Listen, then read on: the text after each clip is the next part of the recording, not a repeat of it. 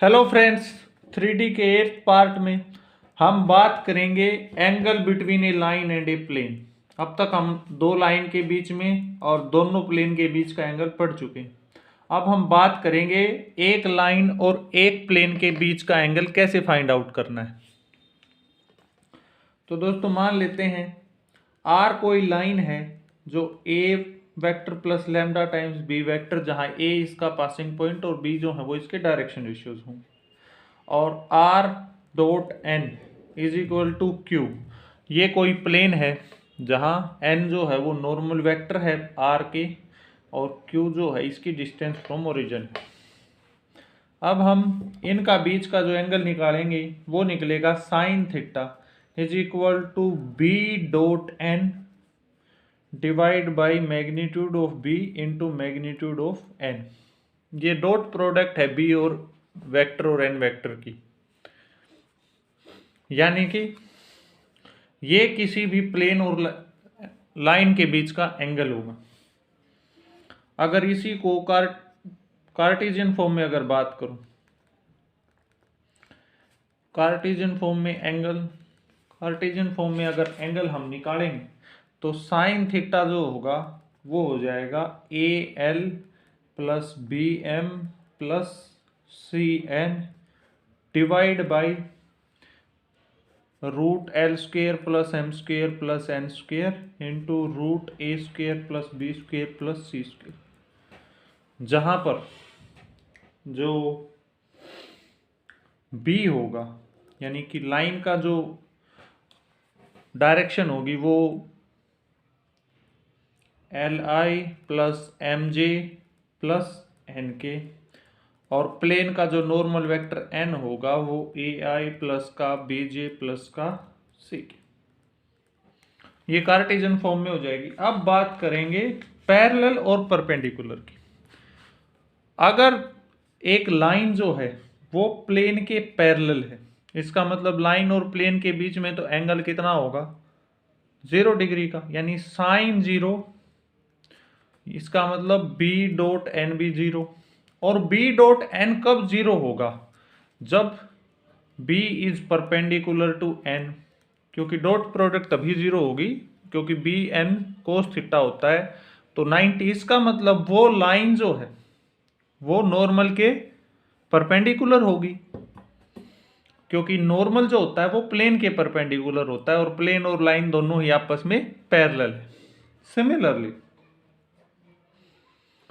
B dot N, यानी कि main रूप से बी डॉट एन अगर 0 है, इसका मतलब वो लाइन जो है वो प्लेन के पैरेलल। और अगर कार्टेशियन फॉर्म में बात करूं तो ए एल प्लस का बी एम प्लस का C N is equal to 0। अगर ये 0 आ जाए तब भी वो पैरेलल होगी। और अगर बात करें हम परपेंडिकुलर होने की, परपेंडिकुलर कब होंगे, जब इसका मतलब साइन 90। अब अगर ये लाइन प्लेन के परपेंडिकुलर है, इसका मतलब वो नॉर्मल के पैरेलल रही होगी, क्योंकि ये प्लेन है कोई, और अगर इस पे हम कोई परपेंडिकुलर ड्रा करें तो अगर इस पे जो ये नॉर्मल होता है, normal is always perpendicular to plane. अब अगर कोई दूसरी लाइन इस पे परपेंडिकुलर होगी प्लेन पे तो वो नॉर्मल के तो पैरेलल होगी, और अगर नॉर्मल के साथ पैरेलल है इसका मतलब बी क्रॉस एन जो है वो 0 होगा। यहां से हम फाइंड आउट कर सकते हैं कि बी क्रॉस एन अगर 0 है इसका मतलब वो लाइन प्लेन की क्या है, परपेंडिकुलर। और अगर कार्टेशियन फॉर्म में बात करें तो L by A is equal to M by B is equal to N by C. अगर ये आ जाता है इसका मतलब कि वो प्लेन जो है वो लाइन परपेंडिकुलर है उस प्लेन के ऊपर। ठीक, अब हम बात करेंगे इक्वेशन ऑफ ए प्लेन। जब एक गिवन पॉइंट हो और दो लाइन के पैरेलल हो, यानी कि एक पॉइंट गिवन हो हमें और वो प्लेन जो है वो दो लाइंस के पैरेलल है, तब हम उस प्लेन की इक्वेशन कैसे फाइंड आउट करेंगे। तो मान लेते हैं कि R1 is equal to A1 plus में लैम्डा टाइम्स बी वेक्टर, और R2 is equal to A2 plus में म्यू सी वेक्टर मान लेते हैं। ये दो लाइन गिवन है जिनके पैरेलल प्लेन की हमें इक्वेशन निकालनी, और कोई पॉइंट है ए, मान लेते हैं ए पोजीशन वेक्टर है उस पॉइंट का, जो x1i plus y1j plus z1k, ये गिवन पॉइंट है। अब इस प्लेन की इक्वेशन कैसे आएगी? तो इस प्लेन की इक्वेशन आएगी r minus A vector dot product with b cross c vector is equal to 0। ये इक्वेशन आएगी नॉर्मल फॉर्म के अंदर। अब अगर इसी को कार्टेशियन फॉर्म में हमें निकालना हो, तब वो आएगी x minus x1 y minus y1 और z minus z1 b1 b2 b3 और c1 c2 और c3 का डिटर्मिनेंट इज इक्वल टू 0, जहां पर जो b वेक्टर है यानी फर्स्ट लाइन की जो डायरेक्शन है वो आएगी b1i plus b2j plus b3k, और जो c वेक्टर है यानी सेकेंड लाइन जिसके पैरेलल है वो है c1i plus c2j plus c3k। ये फॉर्मूला होगा कार्टेशियन फॉर्म में किसी भी प्लेन की इक्वेशन को निकालने का। इसी तरीके से अब नेक्स्ट, जब 2 पॉइंट्स गिवन हो और एक पैरेलल लाइन गिवन, किसी भी प्लेन की इक्वेशन को निकालने के लिए एक पैरेलल लाइन गिवन है, तो मान लेते हैं वो जो पैरेलल लाइन है वो r is equal to A1 plus में लैम्डा टाइम्स c वेक्टर,